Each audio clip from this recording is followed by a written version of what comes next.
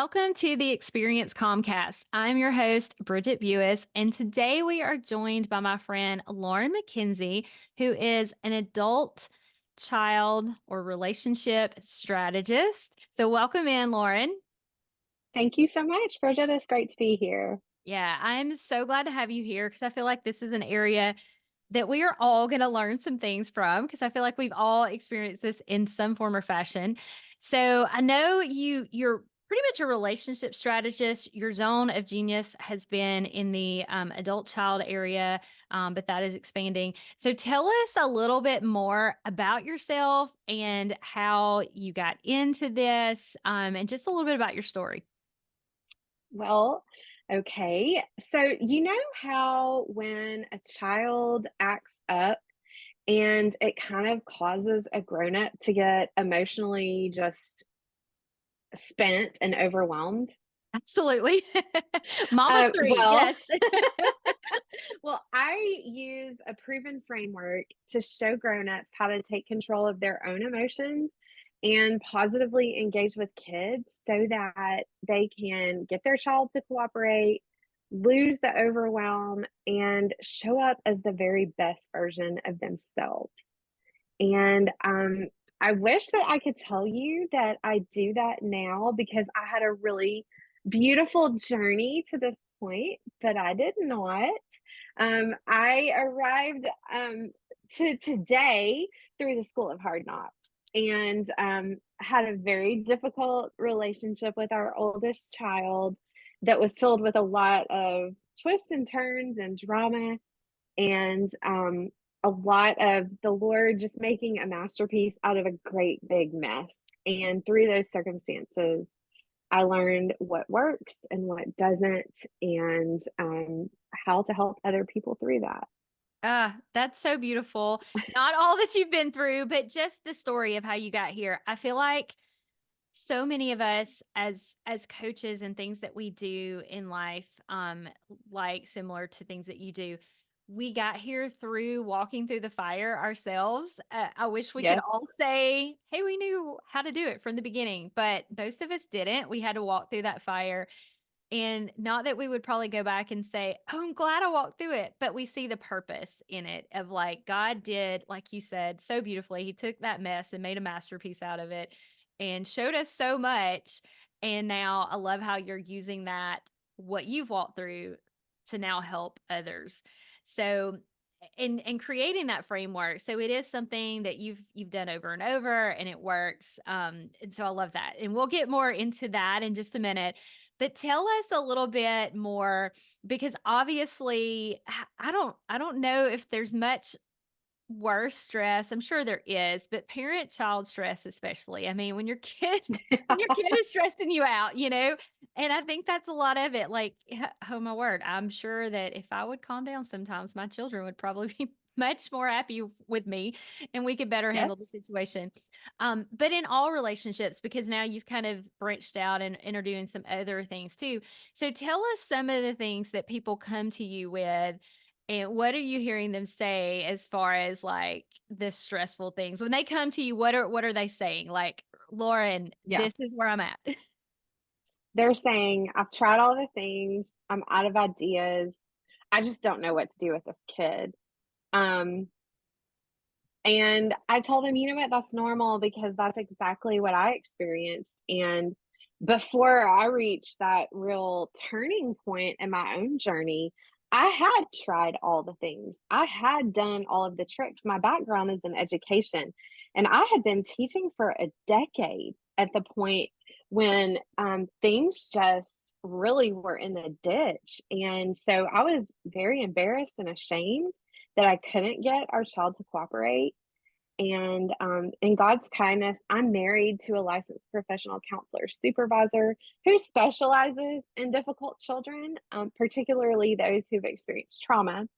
And he saw what was happening and helped me to learn how to engage our child and the children in my classroom in a more positive way. And through his direct leadership, I began to understand, oh, wait, I'm starting to be able to predict what he's going to tell me when I have these hard situations.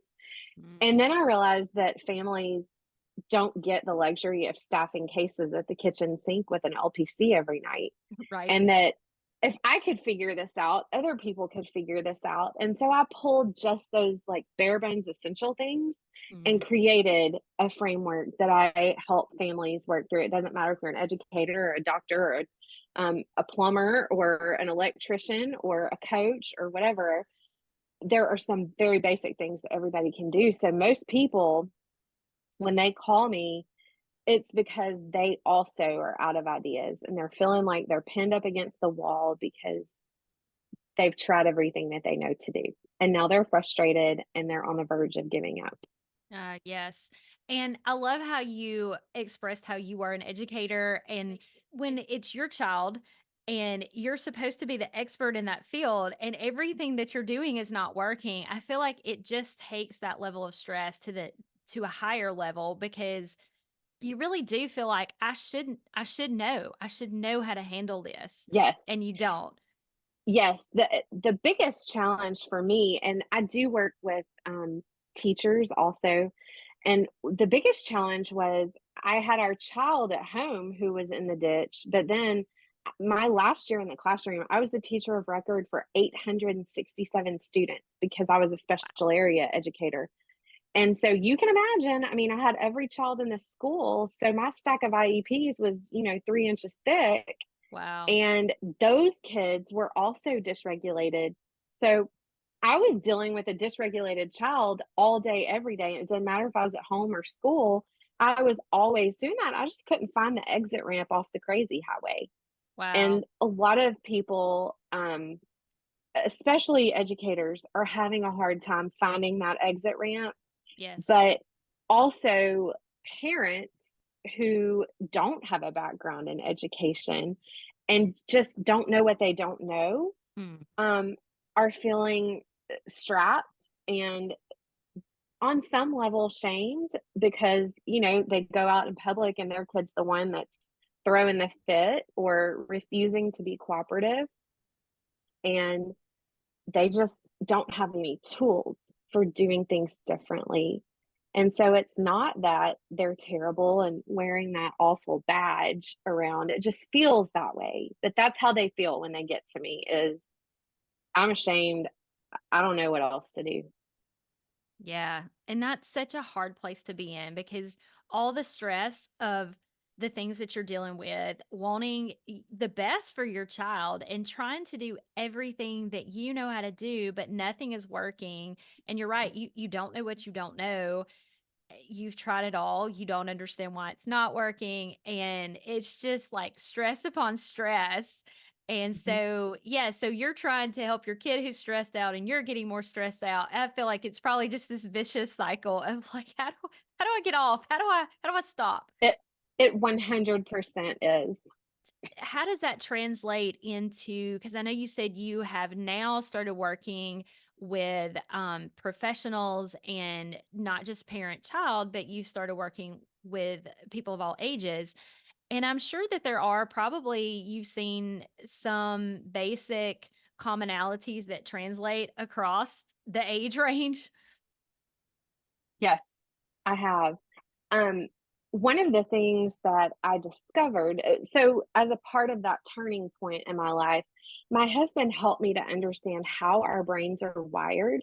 And there's a reason I was the music teacher at school and not the science teacher. I literally cried over our kindergarten daughter's science homework the first week of school when we were having a homeschool for COVID. And she brought home this science paper that I had was supposed to do with her, and I was in tears because I didn't understand it. But my husband took the brain science and made it accessible for me to where I could understand why these people were giving me fits. And as I studied it and applied it with children, I also discovered the same principles apply with grown-ups. So if you have a spouse or a coworker that's uncooperative, they're not cooperating for the exact same reasons that children refuse to cooperate. And it's all about understanding how the brain is wired to respond Mhm. and using that in a way that engages the other party instead of pushes them away. Oh, I love that. I love that. So, without having to go much in, which I would geek out on the science because Yeah. math, science girl here, I would love it. Yeah. I'm sure a lot of people who are listening may not love it as much as me. They may be more on your end of the spectrum. So without having to blow our minds. So tell us a little bit about, kind of the general thing of what you learned and how you help people when they come to you. So here's what happened. Um, there's a story here. So at the time where I was really stuck in the ditch with our own child's behavior, um, there was a time period where my husband would come home from work and I would just start emotionally throwing up on him the moment he walked in the door. Now, mind you, he's listened to people emotionally throw up all day of terrible, awful traumas. And I don't say that lightly because he has endured a lot of secondary trauma from supporting people Oh, through their traumas. absolutely. But there came a point where he was like, "Did anything good happen today?" And I had to start like mentally preparing, okay, what is at least one good thing that I can say to my husband when he walks in the door? And as this was going on, Rhett decided I'm gonna have to meet her where she is. She is not in a good place. And so he started showing up at our kitchen sink to wash the dishes every night. So when I say most people don't have the luxury of staffing cases at the kitchen sink with an LPCS every night, I truly You mean it. really mean it. I really literally mean that. So he showed up to wash our dishes, and most spouses, if their spouse said, "Hey, I'm gonna do the dishes, like go have a moment," would have the good graces to let them, but not me because there is a right way to load the silverware basket. And so Absolutely. I felt really compelled to supervise him. I call it snoopervising. I felt compelled to supervise this process and make sure it was done to my specifications. And so while he would be doing that, and I'd be rearranging the Pyrex and changing the silverware directions and everything else, You had to make sure it was he right. I had to, yes. He started asking me questions about these things I was complaining about. Well, have you thought about this? And I would say, no. And then he would say, well, have you thought about this other thing? And I'd say, no. And that also is not going to work because, and I'd give him a laundry list of 25 reasons this wasn't going to work. And he just mercifully kept showing up. And so eventually, I had all these little pieces of information from these questions he had asked me. And one day when things were bad enough, I honestly do not remember the specific day, but I remember feeling so pinned against the wall that I was going to have to try something he said. And lo and behold, it worked. And you would think that I would be so excited. I was not. I was mad that it worked and that he was right and I was wrong. But since it worked, I was like, well, we're going to try this again tomorrow and just make sure it wasn't a fluke. Right. And I tried it again and it worked again and again and again. And I thought, okay, well, since that worked, we'll try this other thing that he had long since told me. And that worked too. And then I would add, like, periodically, I would just add a new strategy or habit. And lo and behold, they all worked. Before I knew it, our conversation at the kitchen sink had changed from, I'm so upset, I don't know what I'm going to do, to, here's what happened. Here's what I'm thinking about doing. What do you think? And he Wow. would start saying, yes. And don't forget this thing. And he would go back to something else he had already told me. Mm. And in those little don't forget about this, I learned about all these triggers like what is it that actually causes anxiety? And what are the scientific reasons that these things aren't going well? And what are these small little social shifts that I can make to engage these people? And then there came a day where the conversation changed from what I just said to, hey, here's what happened and here's what I did. Do you think I got this right? And he would always confirm a yes. And when the world shut down for the pandemic, I sat down on the sofa because my life had changed so dramatically in the year and a half preceding that, or maybe 2 years. I don't remember now. It had changed so dramatically that I knew that there was a repeatable framework somewhere in there. And so Mm. I thought about all those little lessons that I had learned that weren't really a quote lesson plan. It was just a natural outpouring of conversation. And, with a background in education, you're always looking for a step one, two, three when you're going to Right. teach. And so I thought, okay, what were those foundational pieces and what's repeatable and what is nice to know but not necessary? And so I weeded it down to just the bare bones of this is what is critical and has to be in place. And I used it once school started back. I used it on all of the students in my classroom, the ones on that 3-inch stack, 3-inch stack of IEPs. I tried it on all of those kids. I used it on our own children. I used it on kids at the Chick-fil-A playground when they would be misbehaving, like all the things. And work became joyful again, not only at school, but at home. And eventually, I was able to transition to showing other people, hey, I was stuck. It was terrible. I understand where you are. You don't have to stay stuck. And so that's how you and I ended up on this call today. Yes, it is. It is. I feel like some of my kids might want to be like, "Hey, Lauren, can we have you come work with my mom some days?" No, I have great kids. There are days though. I think we all struggle, right? Oh, We all do. yes. And that's such a beautiful story of just that hope that you've been there, you get it, you were stuck, you know what that feels like.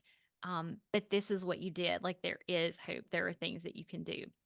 So with that in mind, if what is something that you could share, if there's anything that you could share, if someone is in that situation or they think they might be, what would you want to say to them? Is there any techniques or tips, or what could you share with someone who just feels like they're stuck? Sure.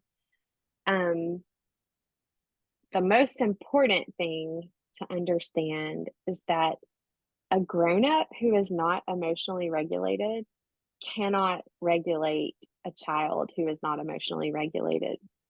Mm, So grown-ups have to take the responsibility to become the emotionally regulated person in the situation. Also, the same is true for if your spouse or significant other or your coworker is not emotionally regulated, you have to be the person to take the responsibility to show up in an emotionally regulated way. And if that piece is not in place, nothing else will be productive wow. because that is the linchpin that holds the whole thing together. When I work with private coaching clients, I kind of explain to them that the essentials is like a Lego tower. When your child is little and Yeah. they're playing with the Legos, and there's the green board that's on the very bottom that Right. all the blocks attached to. That green board is like your own emotional regulation. You can build a tower and set it on a table or on a piece of carpet, and it might stand up for a few minutes. But if it's not securely attached to the green board, you can bet your bottom dollar that it's gonna fall apart at some Mm, point. But if you have it on that green board, then you're like locked and ready to go. And you can build really sustainable habits that are simple on top of that base. And wow. so you only need a very short tower in order to have a relationship that has gone from dumpster fire to something really beautiful. Mm. Um, but without your Lego board in place, that self-regulation, it's not gonna work. Wow, that is absolutely beautiful. I love the analogy. Love Legos, but I love the analogy because it makes so much sense having that in Yeah, place. Because truly, the only thing we can control is ourself. Really, yes, that's it. And if yeah, we can control ourselves and have ourselves under control, then that does reflect back and help with other people. But we still have to realize that we have to have ourselves under control and have that board set, so to speak, that foundation. And I love how you said it doesn't have to be a tall tower to become something Oh, beautiful. That sounds so, that to me, it's like yes, so hopeful. Like I don't have to but build this crazy tall thing. It's just but having no. that foundation. Yeah, and in fact, the whole tower only has 3 blocks in it. You Oh, can wow. pick the size that you want for your tower, but you only need 3 blocks in your tower. The biggest, most important piece is the self-regulation, Mm, and once you have that in place, you can snap on those other bricks pretty quickly. Um, so I love sharing with clients, "Hey, yeah. once we have this in place, like, you're really ready to build something Wow. beautiful." Yes, absolutely. That yes, I love that. That's awesome. And like I said, so hopeful for those of us who are stuck because I feel like relationships they're so beautiful, but they can be so hard. I remember having children. I had this like diamond necklace, and it kind of really reminds me of what it's like to have children because diamonds are forged through that hard pressure and all that. And I feel like the hardest substance, the hardest thing I have done in my life is raising children, but yet it's also the most beautiful. It has been so hard, not just because I have bad kids, because I really don't, but a lot of it is myself and growing and learning how, like you said, to regulate my own self, to become a mom, become this adult that sets this example for these kids because they are always watching, like, and learning how to do that to be that example to them. It's extremely hard, but it's also very beautiful. But that does translate into other relationships as well. Yeah. You know, I love as you were talking about the diamond scenario, my thoughts go to scripture where it talks about being refined. And Yes, as a part of the sanctification process, you develop the fruits of the spirit. And those, absolutely. I love and think that it's so beautiful that the Lord joins us in this journey. If we forge this journey on our own, it's not going to go well. Yes, But with the Lord's help, these things naturally begin developing. And with a few strategic pieces in place in tandem with what scripture says about how relationships should function, well, then we have something that's really productive and yes. beautiful, not just in our personal lives, but in the kingdom of God. Yes, absolutely. And that's really our whole focus, right? Is we don't just want to be beautiful and it's great to have great relationships, but really we want to further God's kingdom. We want to grow his kingdom and relationships are the way that that's done. So, Yes. yes, absolutely. Uh Yeah. so, such great information, Lauren. Thank you so much for being on here today. I don't know. I feel like I'm going to have to just go back and listen and redigest this so much that you've told us. I love it. I love it. I feel like it's so helpful for so many people. So, thank you for being here today. Now, if someone wants more, maybe they want to contact you for coaching or to learn more, where can they find you? Yeah, the best place to connect with me is on my website.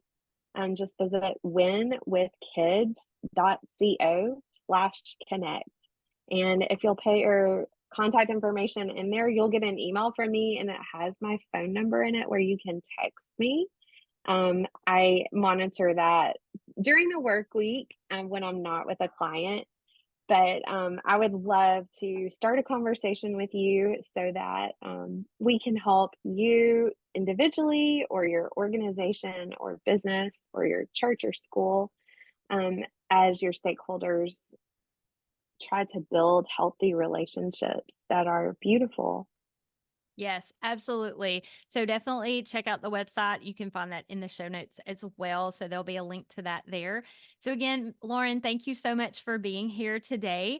And thank you all for listening to the Experience Comcast. And we will talk to you again very soon. As always, make sure you subscribe so you get notified of all the new episodes and give us a like and a share. We appreciate your support. If you like what you've heard and you want more, make sure that you check out Experience Calm Coaching for more ways to experience a calm body, mind, and spirit. You can also schedule a free consult to see how coaching could support you. Just go to www.experiencecalmcoaching.com.